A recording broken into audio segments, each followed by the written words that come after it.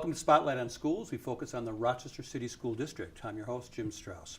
Over the last couple of years, the community organization called the Facing Race Embracing Equity Coalition, or the acronym FREE, has been meeting in working groups dedicated to 5 areas. They are housing, health disparities, jobs and economic opportunities, juvenile and criminal justice, and education.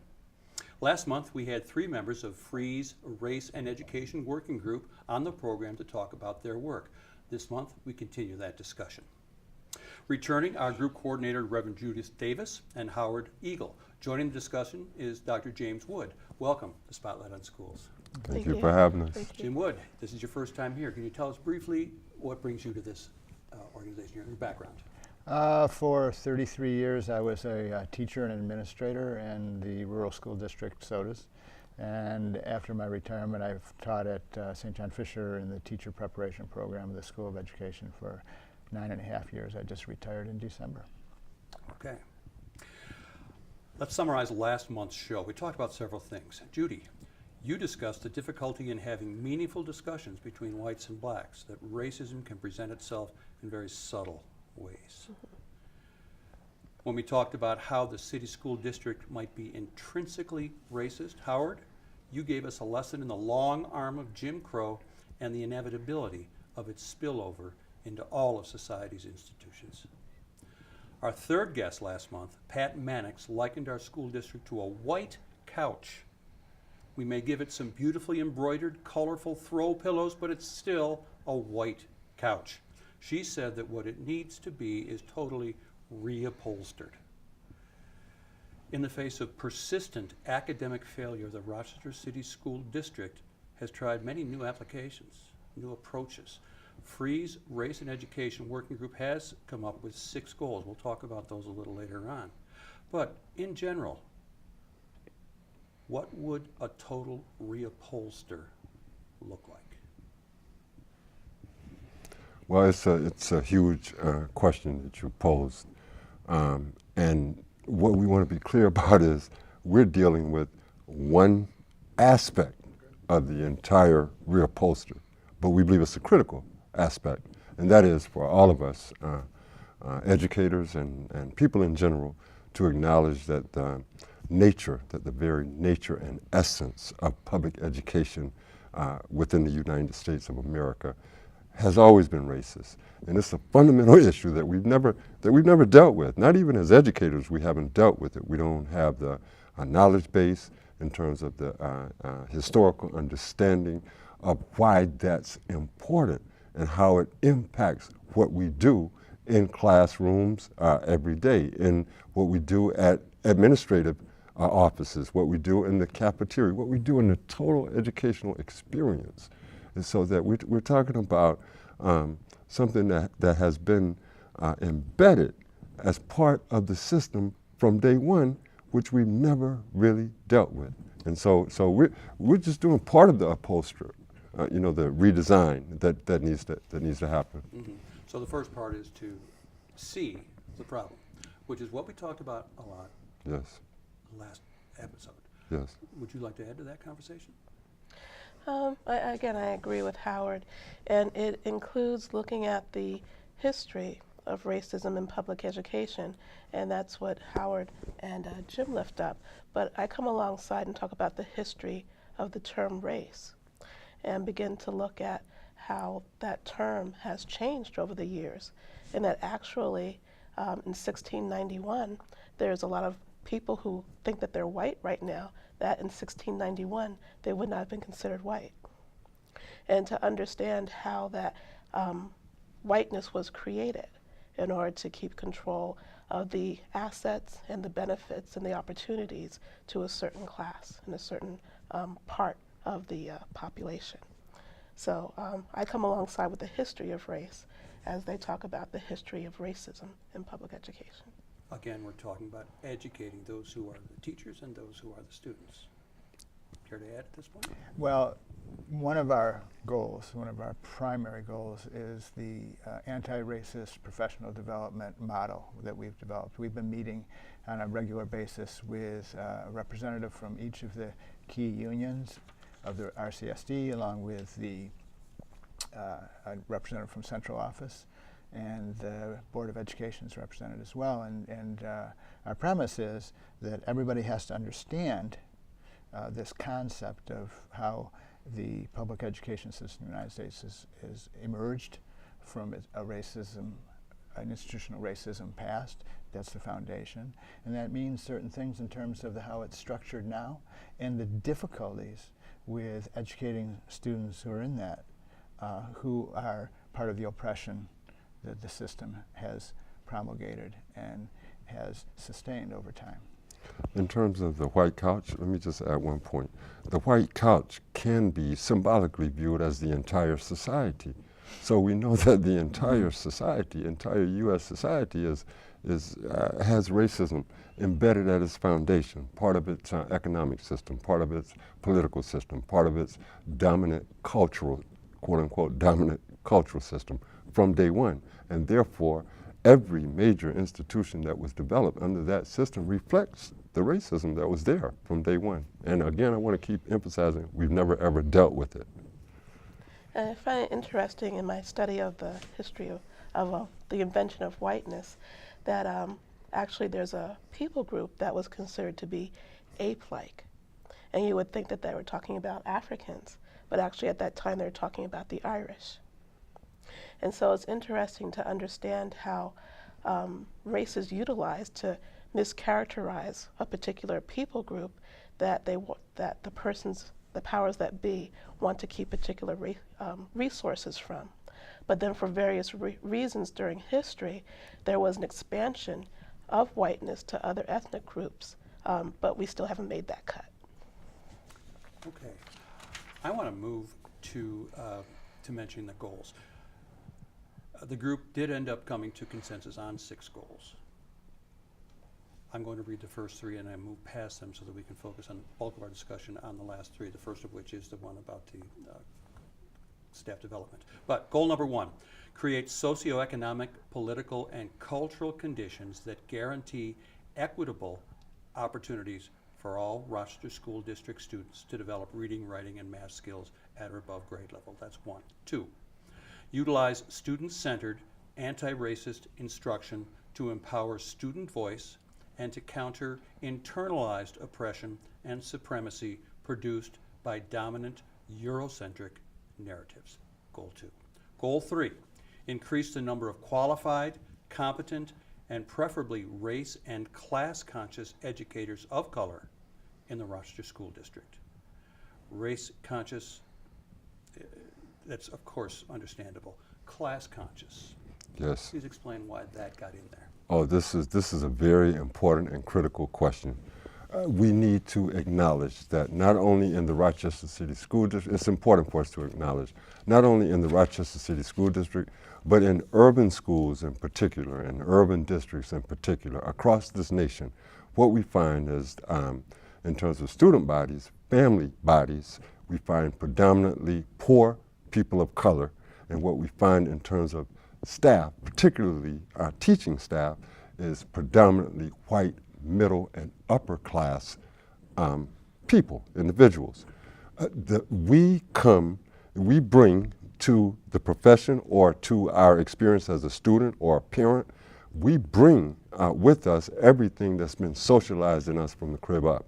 There's some very, very striking differences in terms of belief systems, ethos, and so forth as it relates to class, as it relates to socioeconomic class. Mm-hmm.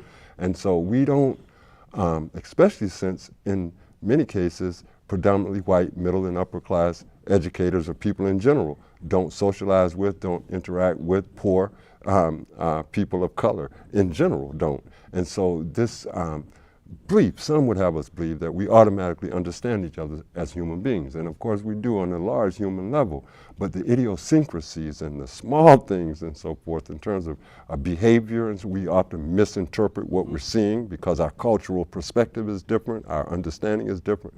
And again, we never have those conversations. We just pretend that those differences don't exist and that we can function normally. We believe that we have to talk about those. We have to, that's important. It's important for teachers and students to be aware of that, for families to be aware of that. So you talk about professional development, that's part of it. That's connected to it.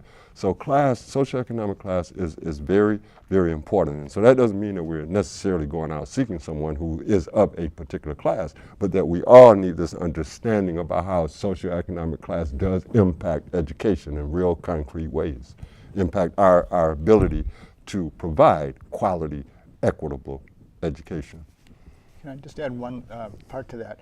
And because that's institutionalized in the way in which we educate people, it includes how we educate teachers to be. So the institution that is structured to do that is the university and the college.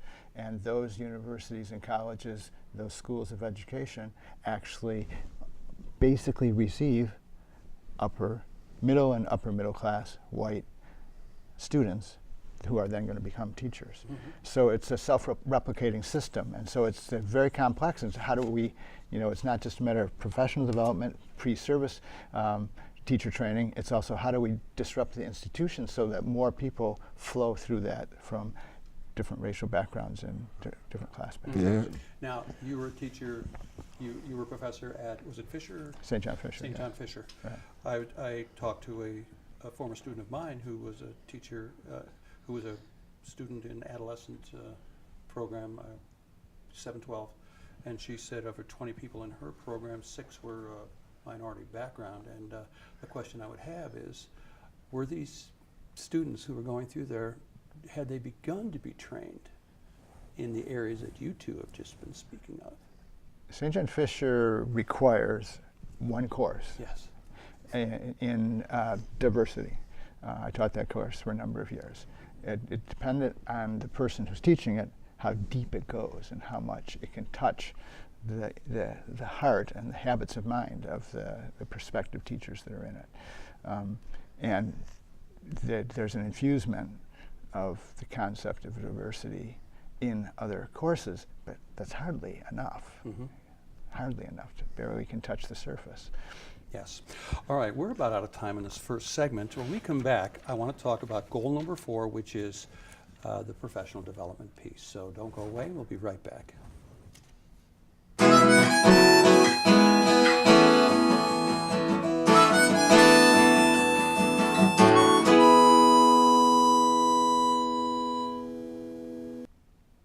Welcome back to Spotlight on Schools. We've been talking with the Race and Education Committee of the Facing Race Embracing Equity Coalition, or FREE. We've been talking about the goals. We're done the first 3, or we mentioned them, but we're going to talk about the one that you folks have been spending a lot of time on, and that's goal number 4. Here it is.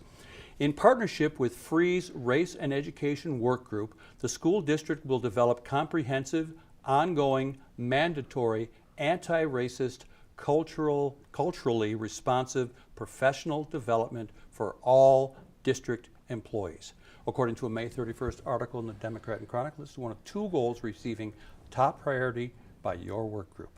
Now, Jim, I believe this is one you've been spending a lot of time on. Would you talk about this? That's correct. As I mentioned earlier in the program, we've been meeting with representatives from the city school district. We're making good progress. The 2 focal points for the model, the professional development model that we're talking about, is culturally responsive and anti-racist. They're quite different in operation.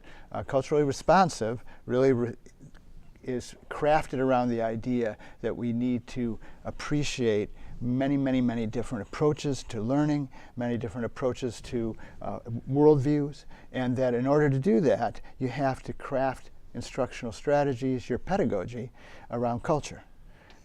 In many ways, the city school district has been aware of this and has been doing training for a number of years.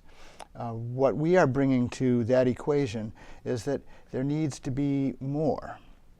And what we need to add is the anti-racist part of the professional development. In this group, we have a January deadline for putting together this model. We've created a written draft of 3 essential knowledge pieces that everybody needs to have in order to put into practice the best kind of pedagogy to start to address the issues that we're talking about in combating racism. And so it starts, the essential knowledge really is to understand how the systems worked traditionally, how it works in society in general, how it works specifically right here in Rochester, in the greater Rochester area, and then how it works in the schools. And then how do you, as a person who works in the system, take that information and implement a pedagogy in a way that you put that into practice. What do you have to be working on in yourself? You know, we all are conditioned in this society. We're conditioned in these institutions. So that means that we're projecting certain things to children. We all do it, but if we don't know how we do it, and if we don't address and struggle constantly with trying to develop the best instructional strategies to rise above that as much as we can, Well, then that's we're the second doomed. part. Yes. One is to recognize that we're conditioned. The other is to decondition ourselves, and if Exactly. we're teachers or if we're people who have positions of authority, to help those that we have influence over to decondition. That's the challenge, it would seem to me. And that's one part of the challenge. The other part of the challenge is, how do you hold people accountable in the system for that? And that means that if you're a supervisor, you need to have those essential knowledges, and you have to be able to recognize what's happening in implementation in every classroom, in every cafeteria, in every transportation and clerical venue, and that's where we want to start. You mentioned earlier that the unions have been contacted. They're the reps. They're the reps. They're here at the table. What is the district's, what's your And the contact district, with the district? and the district has, its central office has a representative. That's Dr. Beverly Burrell Moore, sits at the table, and her title right now is Deputy Commissioner of, and I'm not sure exactly what, but now we have not had Superintendent Vargas sit at the table, but he has provided that representative. And so he is open to this. We far as you know. have to, as far as we know, we would have to have the conversation directly with him as well, to be sure. But If you'd like to say we haven't, just to reiterate, we have not had pushback at all on the substance of our thrust. We are at the implementation stage. What will it look like? Well, how do we strategize making it happen? Everybody's committed to doing it. Now, our hope is that we can actually craft a plan that can be put into operation. Well, the next one is a little thornier. That's the one. Well, this is goal number 5. Policies will be created and adhered to that provide authentic opportunities for parents, guardians, and caretakers to participate equitably in all major decision-making processes at the school and central office levels. As far as having a voice in district level decisions, how much of a role would you envision as equitable? Yeah. Let's frame this discussion. We were just talking when we were off camera about the importance, the critical importance of parent community engagement, involvement, and we all, those of us who know what's happening in the system, we acknowledge that that's a critical missing link. The critical question becomes, then how do you get people engaged? Do we really want people engaged? Do we really want people involved? We need to even examine that. But if we do, assuming we do, then how do we get them involved and engaged? I want to point out that this school district, the Rochester City School District, is currently spending millions of dollars on parent engagement, parent involvement. We question much of what's being done with those resources. It's the same stuff that's been done over and over and over again for decades, and it's clearly not effective. This is related to one of our efforts in terms of real stuff that we've been doing. Our work group has sort of empowered a subcommittee, if you will, that's really engaging real parents. We reached out to parents and said, we're here to support you if you have issues, concerning your children and so forth, questions you can't get answered. Call us. Call us at 752-1426, and we'll walk with you. We'll go with you, and help to try to get issues resolved, which is related to something we're going to talk about in a minute. Very soon. But beyond that, Commissioner Van White, the relatively new president of the school board, in his official role, one of his first acts in February, he took office in that position in January. A month later, he convened a number of ad hoc committees. One of them was around parent engagement and involvement. I served on that committee. A critical recommendation that came out of that ad hoc committee, one which I believe is more critical than all of them. We produced a number of recommendations, but a critical recommendation was that the entire department of parent engagement needs to be reorganized in a way that it will serve parents better in terms of addressing their issues, supporting them, and so forth. And we believe will go a long ways in bringing more of that involvement that we want. The way things are currently structured is you have these parent liaisons and homeschool assistants who work in schools. Their role is to engage parents. But in many cases, when you go into the schools and you see what they're doing everything except engaging parents. They're basically working at the whims of principals and other administrators, and which often have them doing something that's not related to parent engagement in any way. Meanwhile, you have at central office a coordinator of parent engagement who we believe they should be reporting to. This person, the coordinator, reports to someone else who reports to someone else. And there's all of this bureaucracy between the people who are actually supposed to be doing the concrete work of engaging parents and the top decision makers. Our suggestion was that you need to remove that and that we can begin to really reach out to parents, and we believe it will go a long way in terms of bringing the involvement and the engagement that we say we want. And what happened to that recommendation? Well, that recommendation has been ignored, basically, and so we're raising it again, and we're going to push for that because we really do believe that that's critical in terms if we're really serious about wanting significantly increased and not just increase, but improve the quality of engagement. And then we have to open up the process. We say the rhetoric in the school district is we want parents involved and engaged and so forth, but often decisions are made and then parents are just brought in symbolically to agree with decisions that have already been made. Parents often didn't actually engage in the process of making the decision. And there are hand-picked parents who will do that, who have been doing that.